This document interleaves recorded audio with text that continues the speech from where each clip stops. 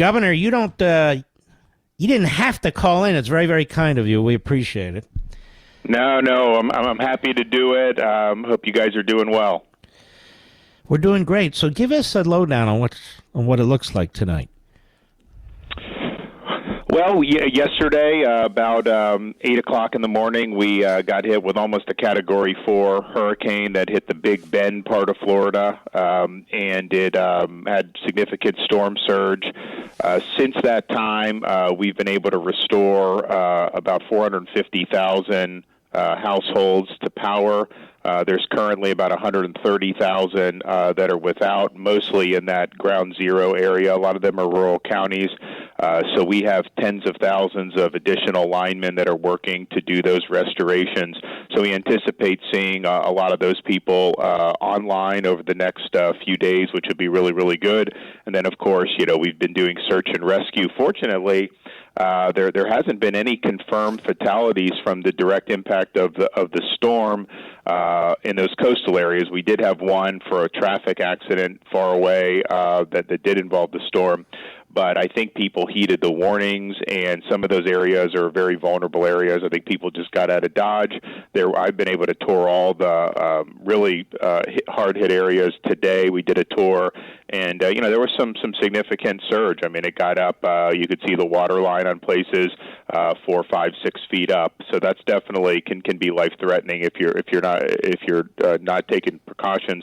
But we've done a lot of rescues, but they haven't really been people that were necessarily going to die. They just got stranded in the floods.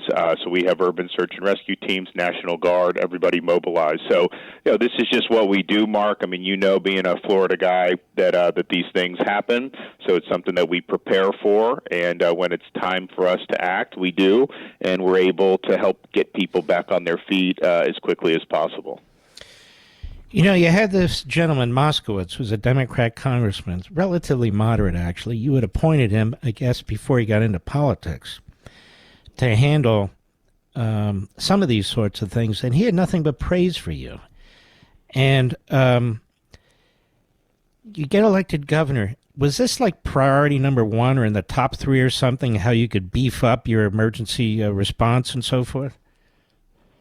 Sure. I mean, and Florida has traditionally done a good job, particularly with some of the, Hurricane Andrew in '92, Cat 5 was not handled well.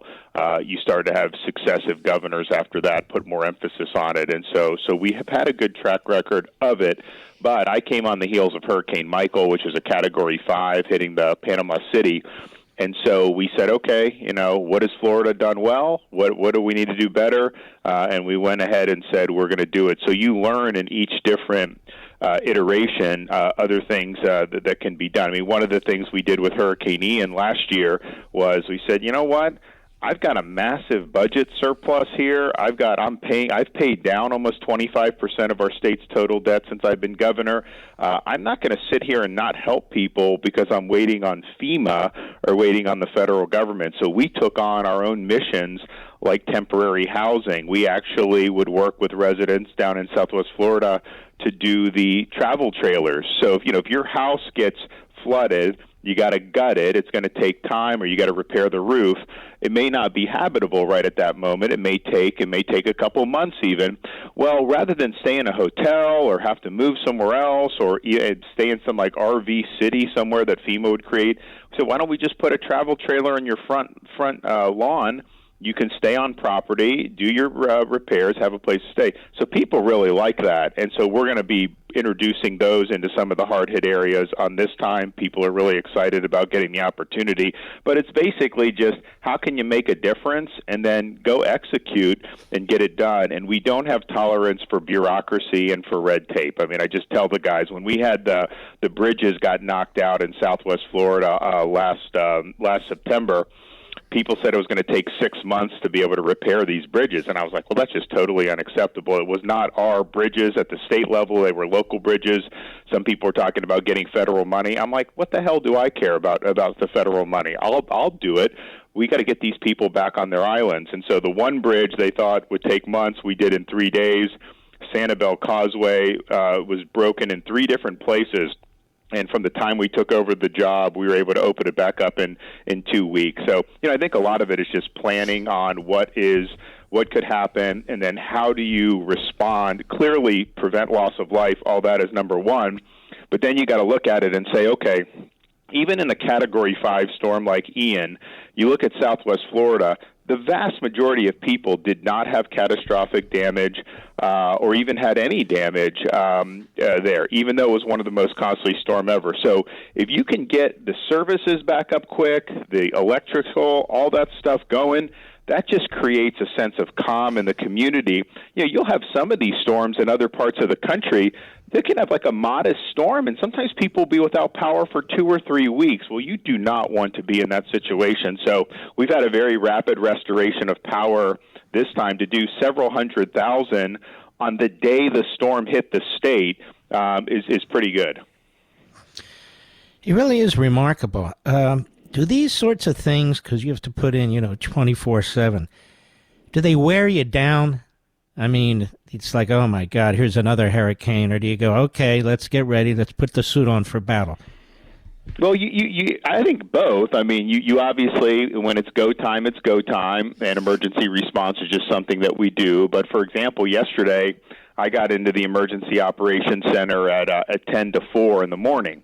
And so we were there going on over everything. We didn't know if we were going to get hit in Tallahassee directly. There was a path that said we were going to get the eye wall. We ended up not doing that.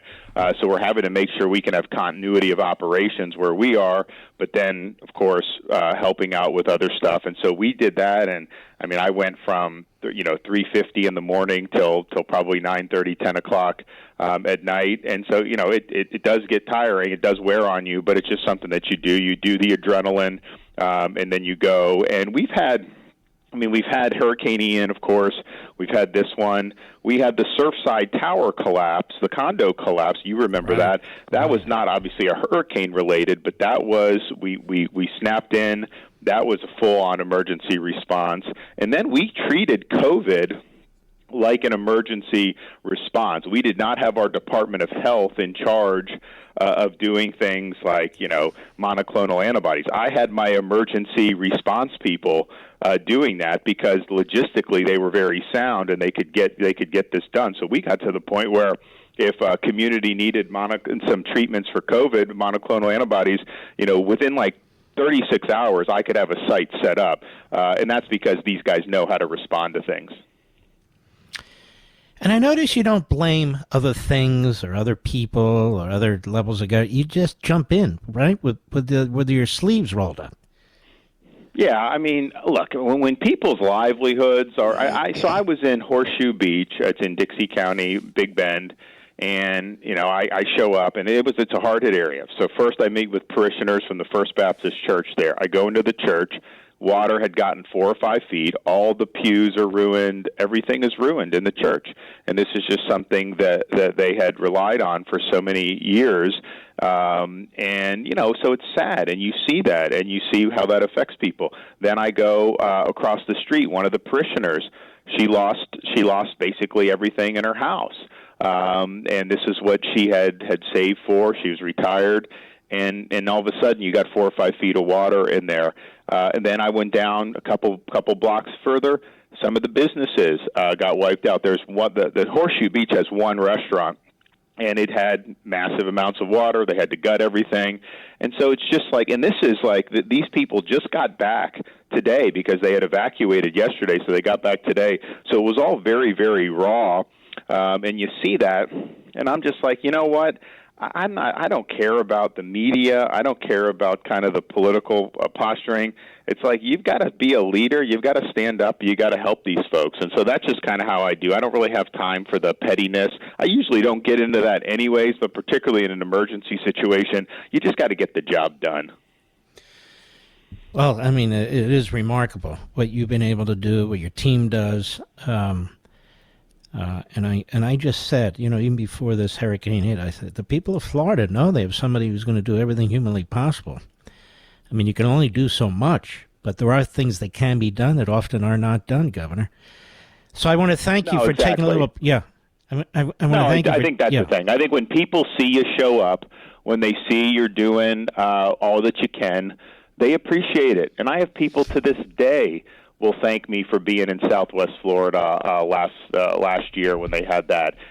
People know they can tell when you're leading, when you're working hard, rather than just going through the motions. And when they see that, they appreciate it. And yes, you can't just snap your fingers and fix every problem, but you can make a difference if you're willing to cut through the BS and the bureaucracy and just focus on results. Yeah, well, you know what they say. Action is more important than words, and you've demonstrated that, Governor, and I want to thank you very, very much as a Floridian and wish everybody there Godspeed and keep up the great work. And if people want to help the victims, there is a FloridaDisasterFund.org that you can donate to. It's raised several $1 million. You know, this is not government. This is private charity that's managed by Volunteer Florida, and it can help meet some of the needs that a government program can't. And, of course, we don't want to rely on the federal government. So FloridaDisasterFund.org, we did $63 million for the victims of Hurricane Ian, which was very, very helpful for a lot of those people, and we'll do the same with whatever money is raised for the victims of Hurricane Idalia. I remember we posted those. Let's post them on all the social sites, Mr. Producer. We'll do that, Governor. And God bless you, my friend. Best to you and your family and everybody in Florida. Thanks, Mark. Appreciate it. Take care. You too.